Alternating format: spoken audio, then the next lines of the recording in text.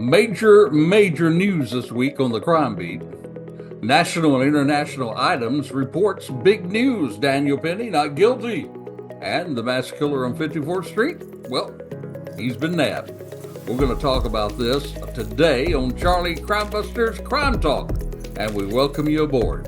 The views and opinions expressed in this presentation are solely those of the individuals interviewed or participating and do not represent those of Charlie Crimebuster nor Peacemaker Network. All individuals described or mentioned in the presentation should be considered innocent until found guilty in a court of law. This presentation contains subject matter such as violence and graphic descriptions, which may not be suitable for all audiences. Listener and viewer discretion is advised. Hey, James, tell everybody about where they can find us out there. Well, Charlie, they can find us on Facebook, facebook.com/Charlie Crimebuster. They can also visit our website at charliecrimebuster.com, and there we have a huge archive of our past podcasts, and they can look at all the podcasts there as well as some of our YouTube channel components. So they can go there. They can also go to peacemakernetwork.com, and there they can become a badge, BADGE member for as little as $3 a month. And that helps us to not only support this program, but also our men and women of law enforcement, first responders, and our military. And also here on YouTube, they can subscribe. Please, when you get an opportunity, click on that little red button that says subscribe. We would really appreciate that. And if you want to reach out with a shout out, you can reach out to charliecrimebuster@gmail.com. charliecrimebuster@gmail.com, or you can call or text us at 407-917-2211. That's 407-917-2211. Lots of ways for them to reach out, right? There is. And we encourage you to reach out with that shout out, right? That's right. They can agree with us or disagree with us. We'd like to hear Safe that. Spot, right? That's right. It's a safe spot. They have a right to be wrong. Absolutely. Well, what a blockbuster week, right? Wow, right? Yeah. I mean, yeah, well, let's talk about out of the base on Monday. Yeah. Let's talk about Daniel Penny first. What do you think about the verdict? Well, of course, I certainly agreed with it. You know, it was Monday that verdict came in, and you called it. Surprised me. Yeah, Monday came in, and it also, that he was actually a unanimous verdict. Not guilty of criminally negligent homicide. Right. And that verdict came in from a 12-person jury. They deliberated about 20 hours, over 4 days. Wow. Of course, they did come back on Friday. They were deadlocked on the manslaughter charge. Mm-hmm. And the judge told them to go back, try the other charge, the lesser charge, and then they came back with not guilty. They got it right. I got to tell you, I was a little surprised because they were split on the more serious charge, so that would make me think, that maybe on the lesser charge they would, they wouldn't agree on that either. But somehow they didn't agree on the serious charge, but they agreed on the less charge, and it was not guilty, and it was the verdict that I was hoping for, and I think that many people who follow Charlie Crimebuster, from what we found and talking to people and your some of your surveys and everything, that they all agree with it. So wow, not guilty. Well, since I was very very proud for Daniel Penny. I know that I can't imagine, it had to be so much stress going through his mind, having to be on trial. And, this happened some time ago. So he's been living under this cloud for over a year, Yeah. On Fox News, his interview with the judge lady there, mm-hmm. she asked the question, about how he felt about, he said he didn't want any of this visibility. He didn't want, mm-hmm. All of this, to come about. He didn't want to hurt the guy, but he said because of the way the guy was acting, he was afraid that if he let him loose, he would turn around and hurt him. Yeah. Or even kill him. So he said he was in fear for his life. When he was on that hold, he was actually on his back. So if he did let him loose, the guy would have him already have advantage because he's already down on his back. Exactly. And if you've ever seen these fights, these cage fights, and this sort of thing, once you get them down on their back, man, you can E- just plummet them then, Exactly. and do Exactly. some really really really serious damage. So at that point, I think that he had no choice. He had to hang on. Yeah, but it's really sad. I mean, this is something he did not ask for, but he said he was doing it to protect not only himself but people around him. That's right. Yeah, yeah, and that is what self-defense is all about. And I thought this was a real clear case of self-defense. Self-defense says that if you have a fear of your life of having the two things, serious bodily injury or death, then you have a right to defend yourself. And there were Yeah, certainly a lot of people on that subway that certainly felt that their life was in danger of serious bodily harm. exactly. And so I think it was very clear that self-defense in this. The sad thing is the police, after he was interviewed, they let him go. They didn't want to arrest him. They No, didn't think they had anything to arrest. But it's when no. the DA got involved and listened to the protesters Hmm. and thought about his political career, I guess. Then this DA, this liberal DA, decided to go ahead and charge. Hmm. Hmm. Yeah. Yep. Well, since the jury came back with this not guilty verdict, why do you think Penny's lawyers sought a mistrial before the verdict was even rendered? Well, I certainly I know why they did because just like what I was saying a moment ago, they already knew that they had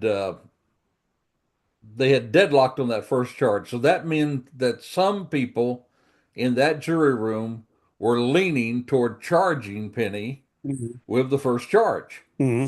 So at that point, you would know that then there's a lesser charge. So if we can't agree on the serious charge, let's agree on charging him on the lesser charge. So I think the attorneys was just like me. I think that Penny's attorneys were really surprised that they came back with a not guilty because Hmm. it's almost like it was set up to say, okay, we can't agree on this first charge, so let's compromise. Let's compromise and let's go back and get him, the lesser charge. So I thought that could have happened. I thought that Hmm. it could have deadlocked there as well. So that's why they were arguing for a mistrial because they didn't think it was fair that after they deadlocked on that one charge that they could then tell them to go to the other charge. It's almost like the judge saying, "Okay, you can't agree on this, so go back and convict him on this trial, on this other charge. Go Right. back and get among yourself and convict him on this." And they thought that was unfair. And in fact, the attorneys in the aftermath of this have all said a couple of things and that I thought they were pretty transparent about. And one thing that they thought that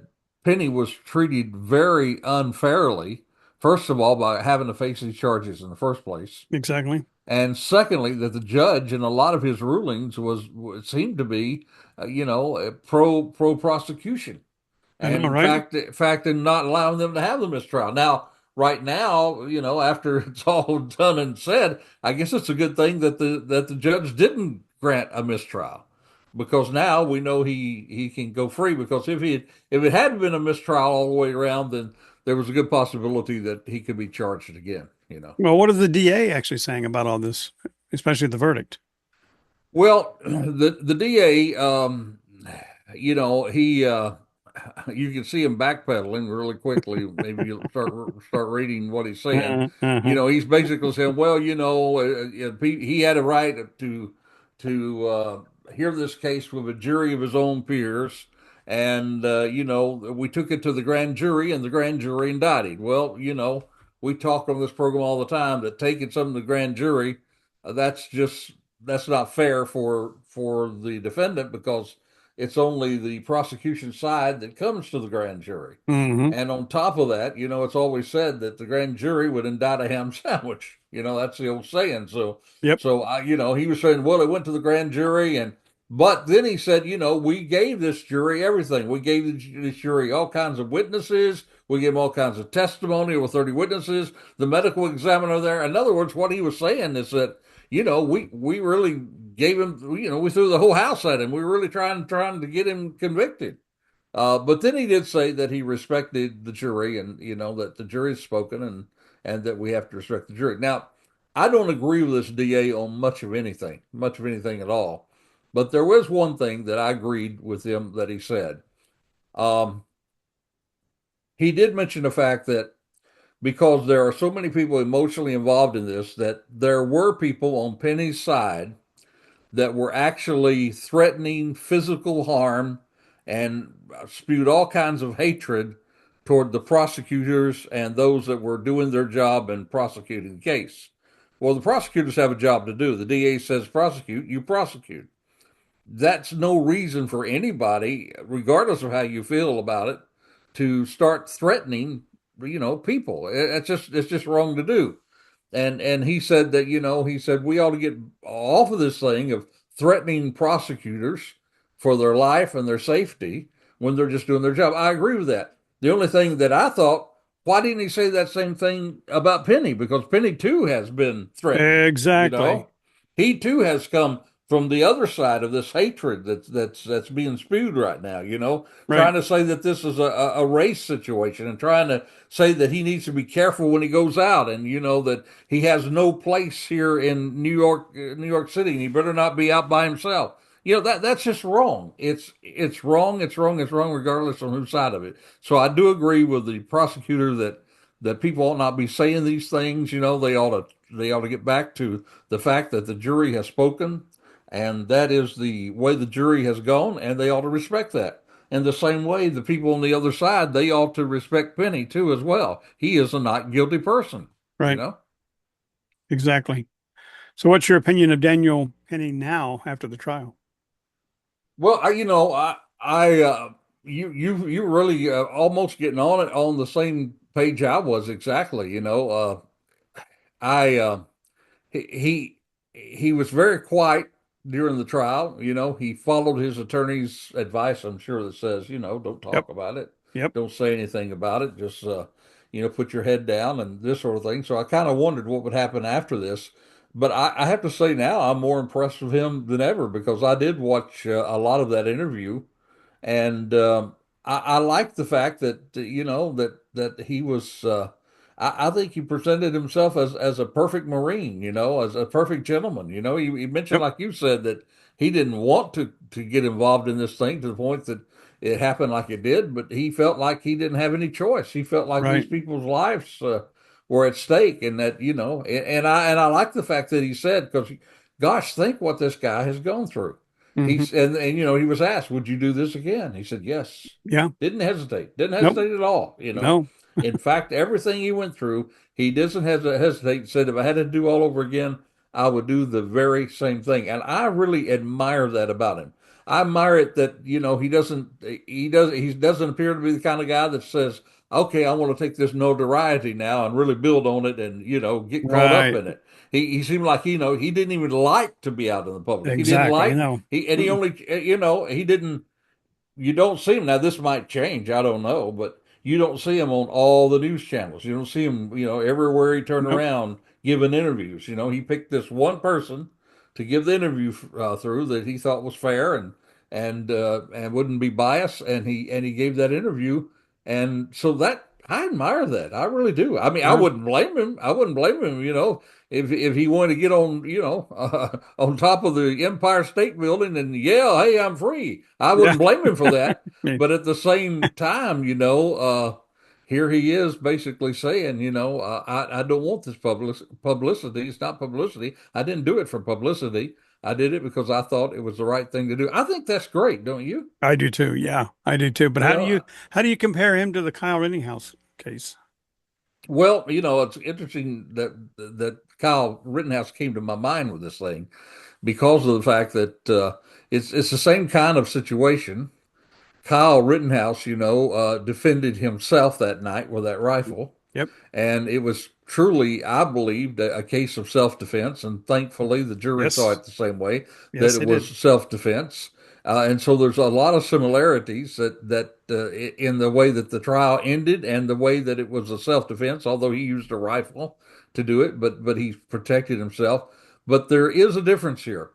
One phrase that I really loved from Daniel Penny was, he said, "If you are in a position to help protect somebody, I Hmm. hope you will do it." Right. But notice he said that word, "if you're in a position to do that." Exactly. Now, I, I'm not the young guy I was when I was a cop on the street. I wouldn't be on my way to the gym like he was, Uh-huh. working out and just a couple of years away from the Marine Corps. All right. So I don't know that I'm in a position to take on many people hand by hand with just my hands.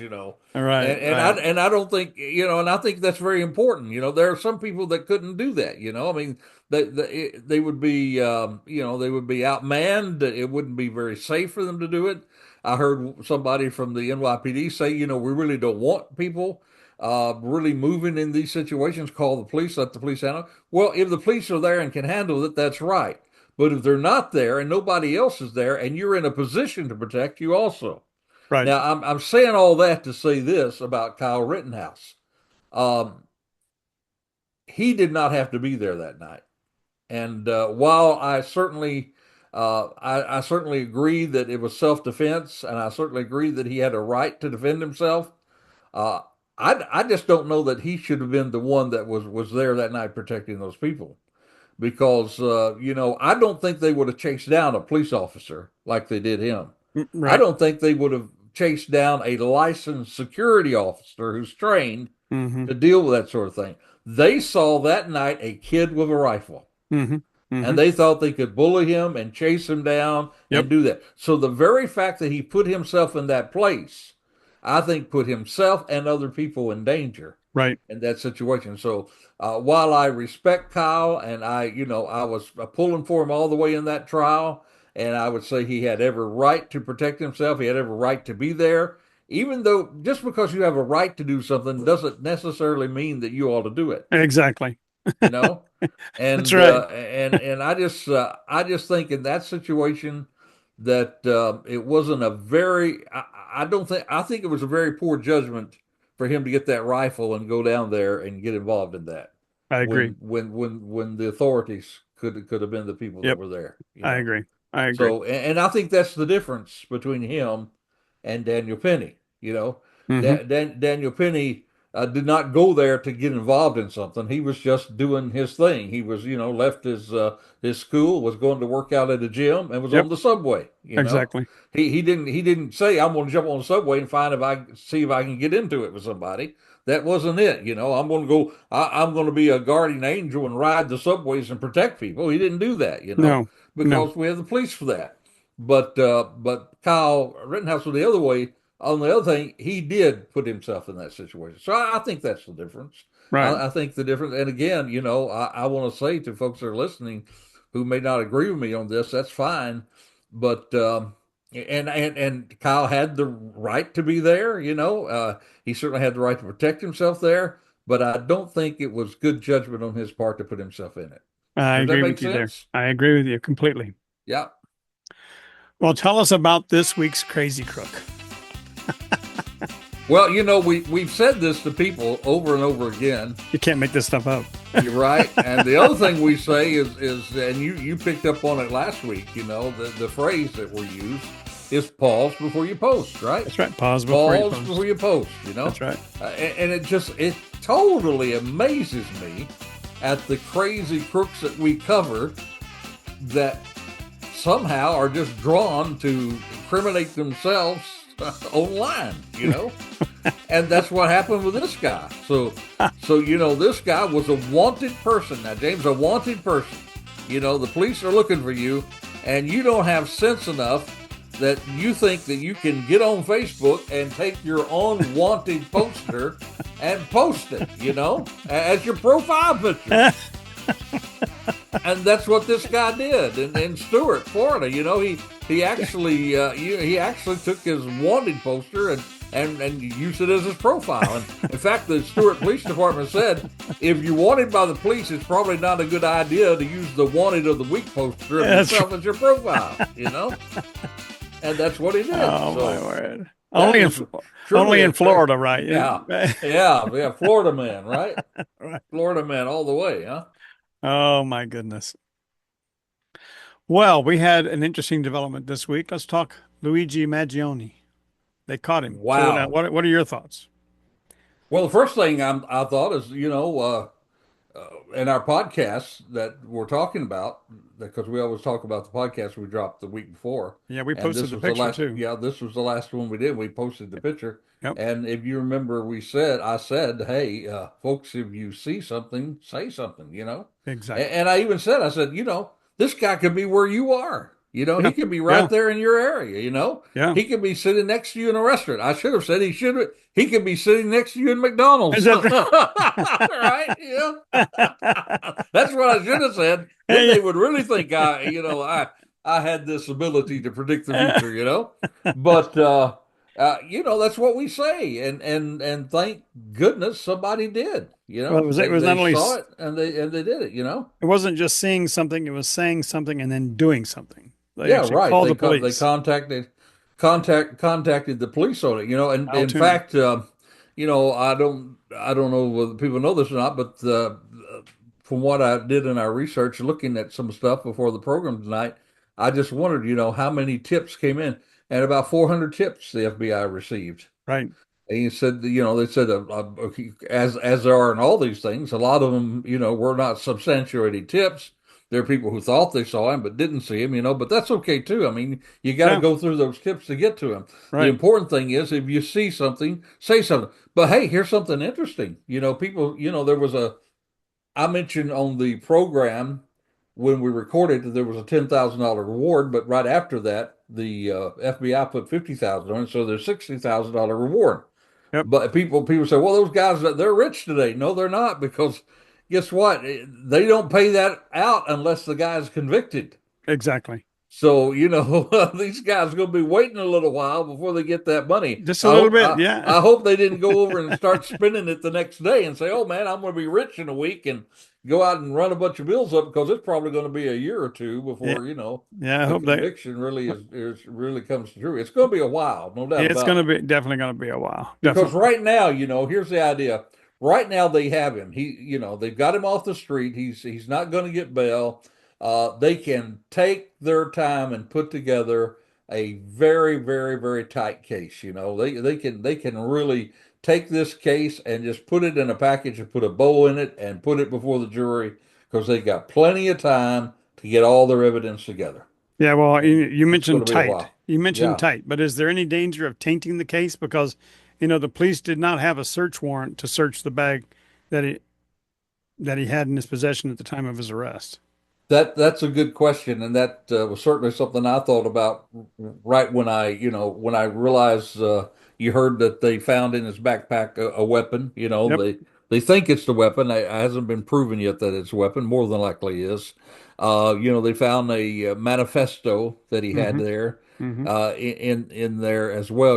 And so people probably, particular lay people, who watch all this law and order stuff on. Oh no, man, this place is going to be tanked because they didn't have a search warrant. Well, they really didn't need a search warrant at that time, because the cops that responded there, the first thing that they did is they asked him to pull down his mask.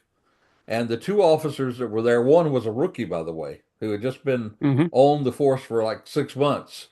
And boy, can you imagine being a rookie and get to make that arrest? Yep. Wow. Wow. They said that when he took the mask down, they both of them knew without a shadow of a doubt they had their guy, because this video is all over the place.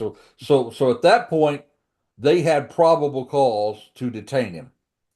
And when you detain a person, there's a couple of things.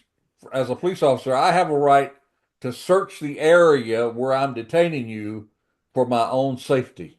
Right. They had that right to search that bag for their own safety. Right. They also had a responsibility since they were detaining him that they would have to inventory everything that he had with him. Correct. So they would have to look in the bag to do that. That's right. So because of being able to search for their own safety and because of being able to inventory property because they had detained him, that gave them the right to go into that to do that search. So this is not going to be thrown out because of an illegal search. The next thing, I think that it's real important to realize is that in doing that search, when you if I'm inventorying a vehicle because the vehicle has to be towed because we're arresting this guy, taking him to the jail, then if I see anything in plain sight while I'm doing that, then it's fair game. Hmm. And so while they were searching it, they saw the weapon in plain sight, so they certainly have it. Now notice also that the Altoona Police Department did not arrest him on murder charges. They No, arrested him for the weapon and correct. several other things, falsifying, giving false information, forgery, because he had that fake ID. So they had a Correct. number of charges that they could give him for, and that's just to keep it clean because that way, and keeping it clean like that, that gives the NYPD and the district attorney there the opportunity to put all their stuff together. So I don't think there's any danger of all that they tainted the case. In fact, thank God they stopped him because things are coming out now that this was just he was just getting started. Right. He was going to do a whole lot more. Right. And one of the reasons I know he's going to do a whole lot more in even beyond what they found in searching his person and all that sort of thing was because if you notice, he really had an affection for the Unabomber, Yep. and the Unabomber, as you know, the Unabomber didn't stop with one. Nope. He continued to That's do right. his terror. That's And right. so I think that this guy, and I'm not even going to say his name because I don't want to give him any credit. I think that this murderer, this killer, I think that he saw himself just like the Unabomber. He was going to make a real social statement, and that he really thought he was going to get away with this. He thought he was going to be able to do these kind of things and get away with it. But keep in mind that this time and age that you and I live in today is a whole lot different than when the Unabomber was caught. Right. I mean, think of the cameras that are around today. Hmm. The Hmm. Unabomber was able to move around, and remember too, the Unabomber guess how he went from place to place Oh. when he went to take his bomb to places. He got on a bus. Mm, that's You right. know, he got on a bus. That's right. You got on the bus. That's Got right. on a I bus, remember reading that. Yeah. and that's what this killer did. This kid, Luigi, he got on a bus, and so I really think that he he somehow tied himself in with the Unabomber, and he was going to be the new Unabomber, only he was going to do it up close and personal. So thank God they stopped him Hmm. because if he had not been arrested, if they did not catch him, I have an idea he would have killed again. Oh, Don't you? yeah, I agree with you there. Definitely. Yeah, no doubt about it. So what is the next step? Well, the next step, of course, is the fact that this is going to be a situation where uh, they're going to do their very best and they're going to do it. I mean, they're going to extradite him. He has a preliminary hearing, I think, in a couple weeks. They're going to have that hearing, and then they're already moving on the extradition process. Hmm. They will then extradite him back to New York, and then New York will have him, and it'll be probably, I would think, at least a year before this thing will go to trial. Hmm. Hmm. I mean, it could be quicker, but what do you think? Most of these cases take over a year. Yeah, I mean, there's a lot of evidence that they have to pour through. They've got a lot of video that they have. They have the bike. They have prints that they have collected. They have his identification. Had stuff that was in his bag. They had ballistics. They still have to Hmm. test. Yeah. So there's a lot that needs to be done. Oh, a lot of evidence, So. Yeah, they got the DNA, the DNA is going to come into this, Hmm. touch DNA and probably even more because of they've got that water bottle and that's there. And I've already heard that they found a fingerprint. you Yep, know, they did. Yep. already. So, there's a lot of evidence. This is going to be a dunk, I think, for the prosecution. And I say it take a year, but they may even move quicker on this because I think what needs to happen, and I think it needs to happen quickly. I think they need to really send a message that that we're not going to put up with this. I think they need to throw the book at him. There's no death penalty in New York that I know of, but at least he needs to get life without parole. I mean, they need to charge him with the most serious charge they can, Right. and they need to make a statement that just because you have a social feeling about what's happening in the country, that doesn't mean that you can go out and take a pistol and in a very cowardly way gun down somebody, shooting them in the back. He shot him in the back, In the back. Yeah. Yeah, what a coward, He didn't even see it and coming. and yet and I know what's happening today, and I'm sure there are people that are listening do, that there are people out there that are actually taking the side of this killer. Right. It's amazing to me. Well, There are there's, people that are saying that he's a hero. yeah. There are people that want to contribute to his attorney for his defense. Hmm. I mean, that is just crazy, James. Messed up. It is messed up, And so I think that those of us who believe in law and order, and those of us who know that's not the way to go. I mean, if you have a problem with what's happening in the world with the insurance company, then go ahead and protest. Protest if you want. Go ahead and elect the kind of people, get involved in political movements to elect the kind of people that'll make changes. That's right. Don't go around and take somebody's life from them, take somebody's father from them, somebody's husband from them, That's like what he did, That's what one news commentator even made the comment, the fact that a lot of CEOs of insurance companies, especially medical insurance companies, are not protected because people are angry about what they're having to pay in the way of medical insurance. And Yeah, it's yeah, and in crazy. fact, I'm in the security business, and there's right now a real uptick on contacting security firms wanting to get personal protection for their CEOs and their Right. executive people and this sort of thing. And it's sad that our country's come to that point. I know, It right? really is. I Crazy. mean, this is and if you really want to get down to it, what this killer did, what Lucci did, he was actually doing the work of a terrorist, Right. because that's what terrorists do. Terrorists will go after innocent people, They Right. will go after, they don't care, like what's happening with Israel, with these hostages that Hamas has taken, these are innocent people, Right. They're They innocent they people. say they're fighting the war of Israel, but they're it's terror. It's a war of terror on their part because they're taking innocent people, terrifying them, killing them, and using it. So this, I have no good thing to say about this killer. This killer needs to have the book thrown at him. I No doubt agree. about it. I agree. And it's so sad because, comes from a good home.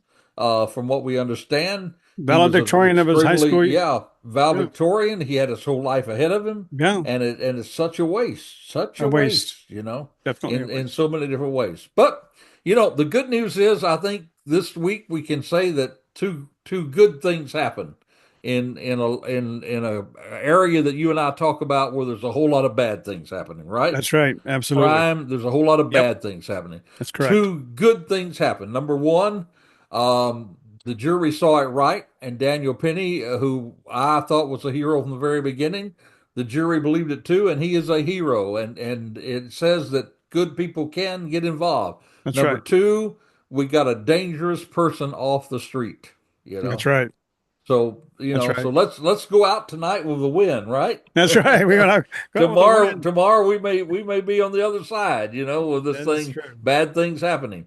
And so, we want to say to our family that follows us on YouTube and our podcasts, that we do appreciate the fact that you guys are following us, and we try to give you the best information we possibly can. And I know it's very easy when we deal with so much bad all the time that sometimes we discount the good. So let's all of us take a step back and let's celebrate some good things that are happening this week. What do you say, James? I agree with you. I think it's time for us to All celebrate some right. good things. All right, folks, thanks for joining us tonight. Be sure and be with us next week when we will again have another YouTube presentation. And don't forget to follow our podcast. We'll be releasing it on Monday morning for our next edition. Stay tuned. Thank you. So until this time, next time, this is Charlie Crimebuster reminding you, stay safe, stay alert. Yep, for the life you save, it could be your very own. You have been listening to Charlie Crimebuster. You can find additional podcasts at charliecrimebuster.com. You can also support our first responders, military, and law enforcement communities at peacemakernetwork.com. Or subscribe to our YouTube channel using tag @CharlieCrimebuster. Even visit our Facebook page, facebook.com/CharlieCrimebuster. Or if you would like to make suggestions for future podcasts, please send your ideas to charliecrimebuster@gmail.com. That's charliecrimebuster@gmail.com. Thank you for joining us today, and we hope that you will join us next week for another exciting crime story with Charlie Crimebuster.